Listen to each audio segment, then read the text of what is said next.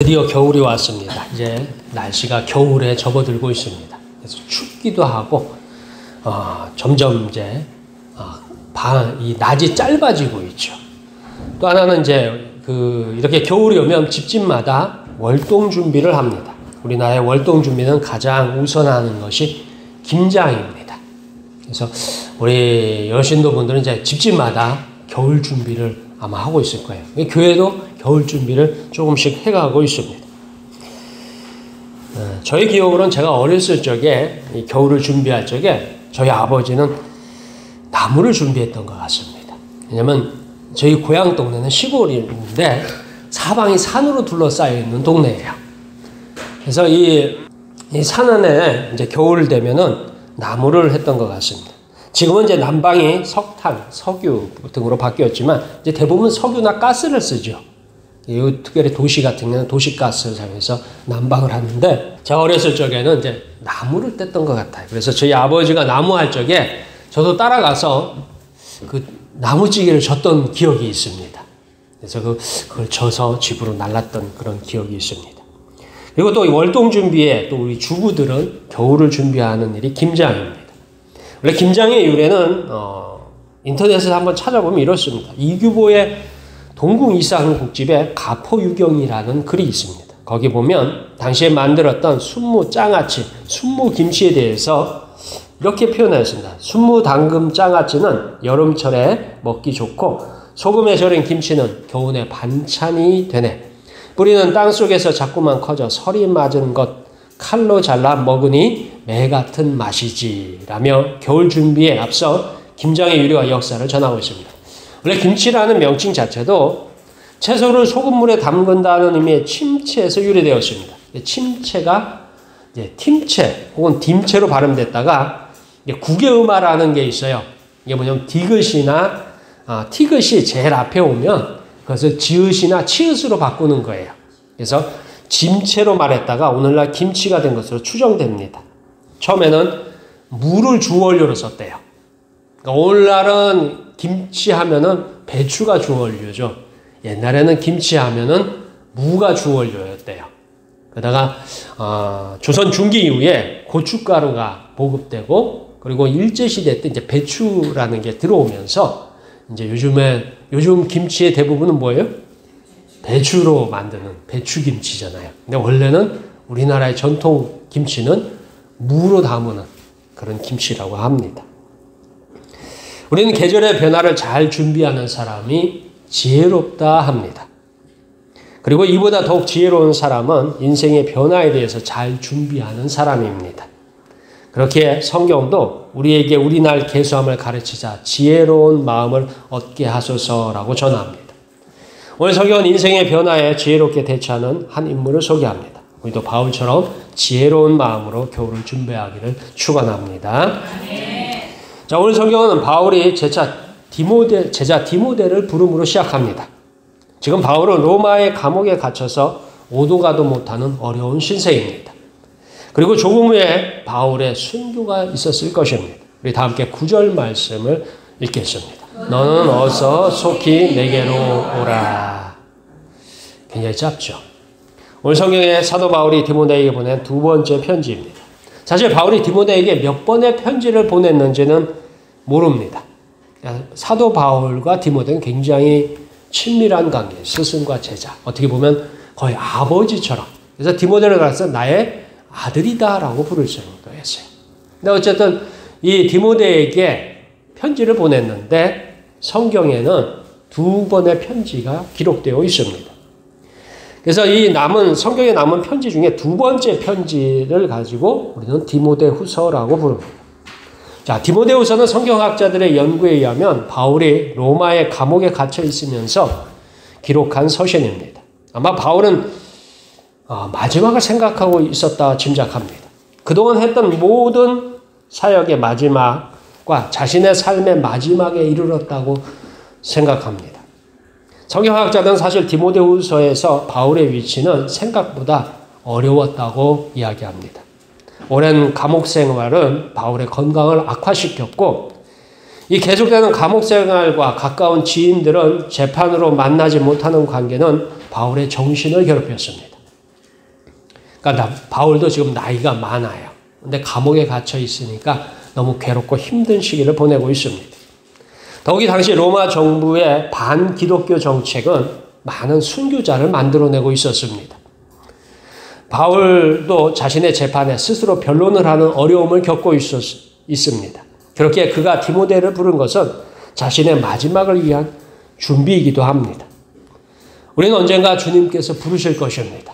특별히 우리 교회는 우리 연세 많은 권사님들도 계셔요. 그때가 언제인지는 잘 모릅니다. 그러나 분명한 사실은 자신의 마지막을 돌아보는 바울처럼 우리도 돌아보는 지혜가 있어야 합니다. 마치 우리가 겨울을 대비하여 월동 준비를 하는 것처럼 바울이 디모데를 부르듯이 하나님께서 우리를 부르실 그날에 대해서 생각하고 준비하여야 합니다. 저는 사람의 관계를 늘 소중하게 생각합니다. 특별히 저는 헤어짐을 잘하는 것이 지혜라고 봅니다. 사람과 사람의 관계는 항상 좋을 수만은 없습니다. 아무리 신앙이 좋은 사람들도 여러 가지 갈등으로 인해서 어려움을 겪습니다. 그래서 저는 항상 이런 생각을 합니다. 만약 나중에 하나님께서 우리를 힘들게 했거나 미워하는 사람과의 관계를 묻는다면 나는 대답할 말이 있어야겠구나라는 생각을 합니다. 그래서 우리는 신앙 안에서 특별히 갈등은 반드시 해결하고 풀어야 한다고 믿습니다. 최소한 잘못된 관계를 풀기 위한 노력이 필요합니다. 오늘 성경에서 마지막을 준비하는 바울의 지혜를 배우시기를 축원합니다. 자, 우리는 바울을 통해서 그의 참으로 지혜로운 준비를 확인합니다. 바울의 사역은 초기에 타오르는 열정과 끈기가 있었다면 후기에는 지혜와 관용이 있었습니다.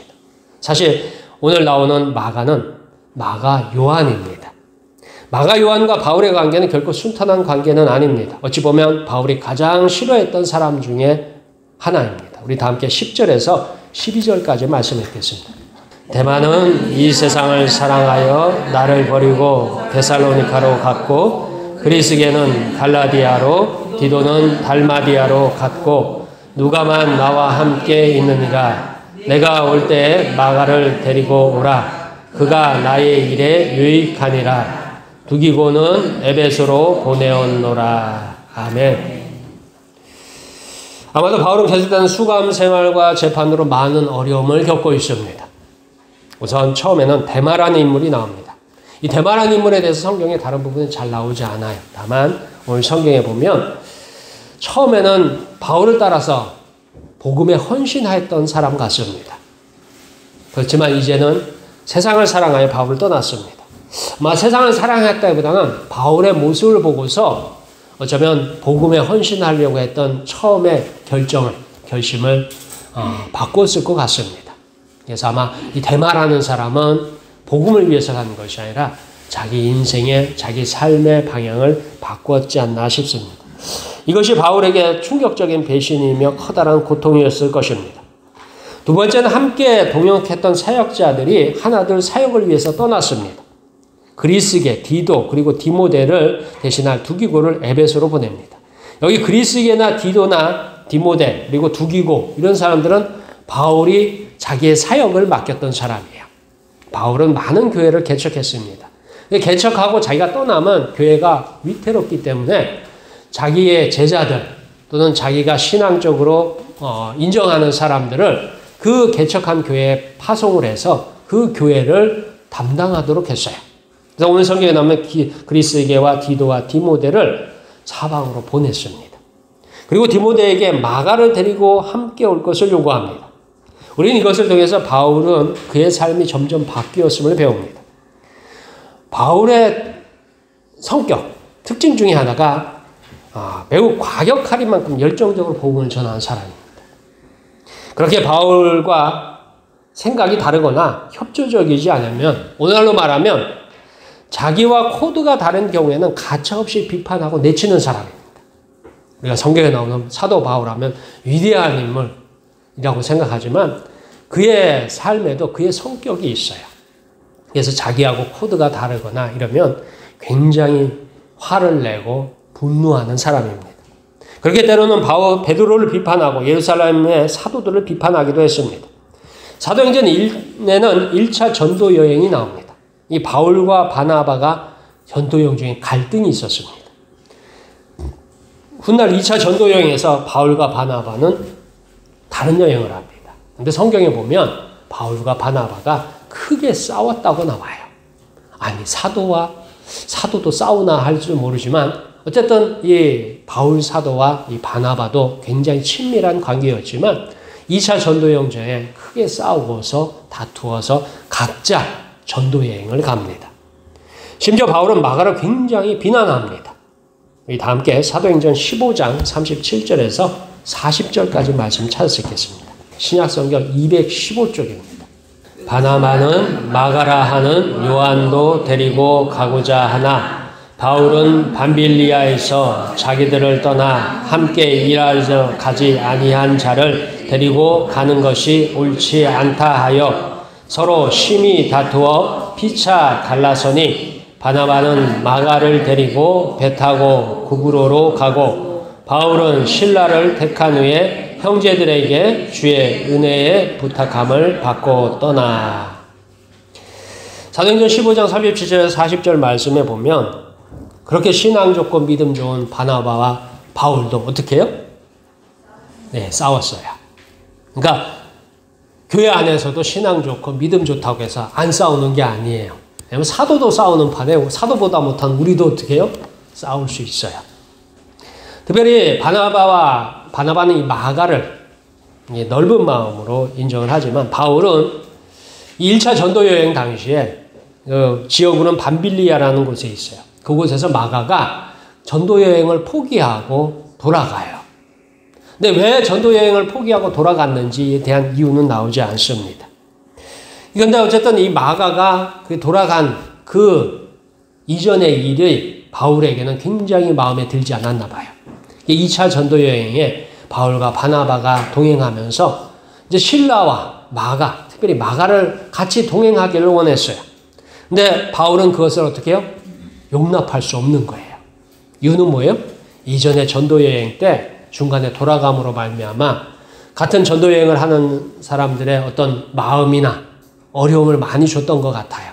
그래서 바울이 그것을 기억하고는 절대로 같이 갈 수 없다라고서 싸웁니다. 마가가 전도 여행을 포기한 이유, 성경엔 기록이 없습니다. 그러니까 바울의 입장에서는 세상에서 가장 중요한 복음을 위해 헌신하는 것을 포기한 이 마가는 용납되지 않습니다. 이것이 한참 때 작년에 바울의 감정이고 경험입니다. 그러나 오늘 성경에는 바울이 노년에 다시금 바라본 마가는 바울의 사역에 필요한 인물입니다. 그는 이처럼 젊은 시절의 잘못을 되돌리는 관계를 회복하는 지혜를 가지고 있습니다. 우리도 지혜롭게 겨울을 준비한다면 이 잘못된 관계를 회복할 필요가 있습니다. 특별히 신앙 안에서 잘못된 관계는 반드시 회복할 필요가 있습니다. 전체로 삶에 있었던 잘못된 관계를 회복할 필요가 있습니다. 왜냐하면 이것이 하나님께서 바라는 일입니다. 로마서 12장 18절에 할 수 있거든 너희로서는 모든 사람과 더불어 화목하라 라고 전합니다. 바울은 스스로가 말한 것처럼 마가와 화목하고 관계를 회복합니다. 사실 오늘 성경에는 마가는 그의 이름은 마가 요한이에요. 그리고 그는 신약교회의 중요한 인물입니다. 우리가 아는 신약 성경에서 마가복음이 가장 먼저 쓰여진 성경책입니다. 성경에 보면 마가복음이 있죠. 그 마가를 기록한 사람이 이 마가 요한이에요. 그러니까 이 마가라는 사람이 그냥 보통 평범한 사람은 아니에요. 성경에 보면 베드로의 제자라고 나오기도 합니다. 그리고 예수님께서 유월절 잔치를 지낸 장소가 마가의 집이에요. 예수님께서 십자가에 지기 전에 제자들과 마지막 최후의 만찬을 했던 곳이 마가의 집입니다. 그리고 오순절날 성령이 임한 곳 있죠. 이게 마가의 집에 있는 다락방이에요. 그러니까 훗날 예루살렘 교회가 이 마가의 집에서 생겨났어요. 그리고 예루살렘 교회가 그 후로도 그 장소를 지켰습니다. 다시 말해서 이 마가는 예루살렘 교회를 위해서 자기의 집을 드린 사람이에요. 그러니까 어떻게 보면 초대교회를 위해서 헌신한 사람이죠.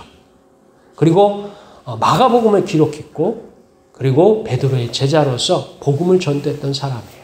그러니까 굉장히 중요한 사람입니다. 근데 마가는 바울의 전도 여행에서 무슨 이유 때문인지 돌아섰지만 이후에 교회사에서 가장 중요한 인물의 한 사람이 됩니다. 우리는 마지막을 위해서 하나님 앞에서 관계를 회복할 필요가 있습니다. 여러분들 관계를 왜 회복해야 되느냐? 하나님께서 나중에 물으실 수 있어요.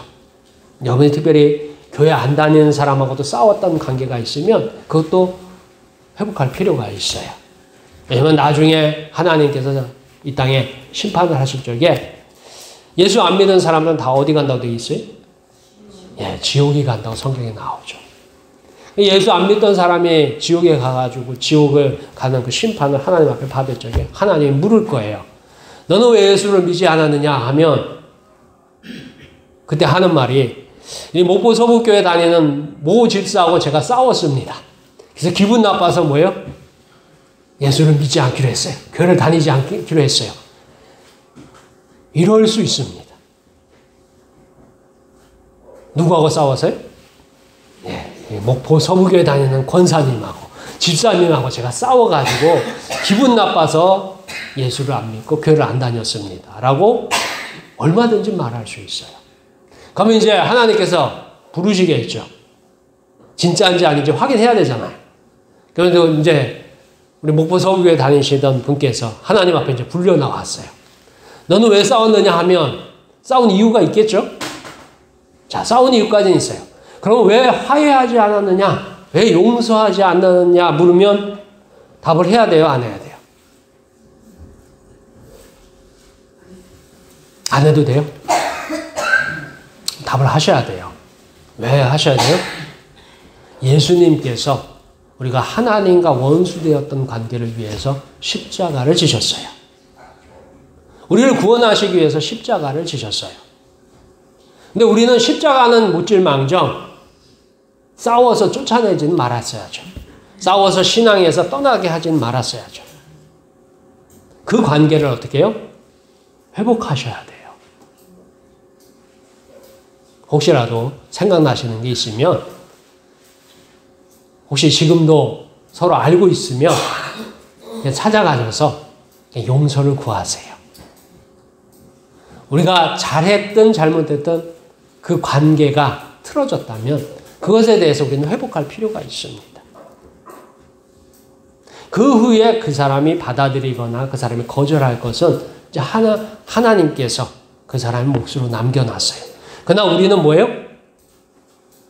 용서할 수 있어야 돼요. 성경에 보면 원수를 어떻게 하라고 했어요? 사랑하라고 했어요. 원수를 쳐서 무찔러라고 하지 않고 원수를 사랑하라 하셨습니다. 그래서 그런 관계들을 회복해가는 것, 그게 바로 교회가 해야 할 일, 성도가 해야 할 일입니다. 특별히 교회 안에는 그게 참 어려워요. 왜 어려워요? 다 그 싸울 때 보면은 자기가 옳다고 생각해요. 자기 신앙과 믿음과 이 확신 가운데 싸우기 때문에 도저히 용납을 안 하려고 해요. 그러나 우리는 다 연약한 죄인이고 부족한 죄인입니다. 우리가 생각하는 범위도 내가 볼 수 있는 범위까지예요. 그보다 더 다른 걸 볼 수 있는 분들이 많아요. 내가 보는 안에서 내가 옳을지 모르지만 다른 눈에서 다른 시각에서 보면 그 사람이 옳을 수도 있어요. 다만 그 일로 말미암아 감정이 상하고 그 일로 말미암아 다투고 그 일로 말미암아서 한 사람이라도 그 사람이 하나님을 떠나고 심판의 대상이 된다면 우리는 거기에 대한 마땅한 책임을 하나님께서 물으실 거예요. 이때 우리는 뭐예요? 관계를 회복하시길 주의 이름으로 축원합니다. 우리가 월동 준비를 잘하는 것도 지혜예요. 그러나 우리가 잘못된 관계, 틀어진 관계를 회복하는 것도 더욱 큰 지혜인 줄 믿으시길 축원합니다. 사실 바울은 자기의 죽음을 어느 정도 각오하고 있었습니다. 성경에서 바울은 스스로 죽음이 가까워졌다는 사실을 우리에게 보여줍니다. 우리 다 함께 13절 말씀을 읽겠습니다. 내가 올 때 내가 드로아 가보의 집에 둔 겉옷을 가지고 오고 또 책은 특별히 가죽 종이에 쓴 것을 가져오라. 아멘. 우리는 이곳에서 오해하지 마시기 바랍니다. 마치 바울이 로마 감옥에서 마지막 유언을 하기 위해서 또는 슬픔을 이기기 위해서 고통을 위로받기 위해서 디모데를 부른 것이 아닙니다.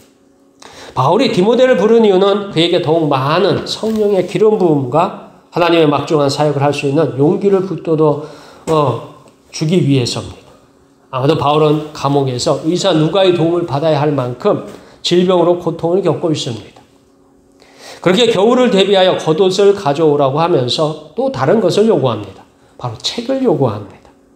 이 책은 특별히 가죽 종이에 쓴 것을 가져오라고 합니다. 우리가 흔히 옛날에 가죽 종이 하면 뭐냐면 양피지라는 말이 있어요. 이게 뭐냐면 양양자에 가죽 피자에 종이지자였어요. 그러니까 이 양피지는 뭘로 만들어진 종이에요? 양가죽으로 만들어진 종이에요.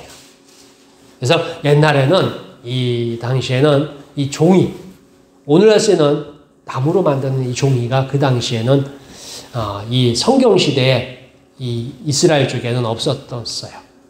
그래서 아마 이게 훗날 동양에서부터 이렇게 넘어가요. 종이로 만드는 이 나무로 만드는 종이는 동양에서 넘어가고 그 전까지는 종이라고 하면 가죽에다가 썼어요.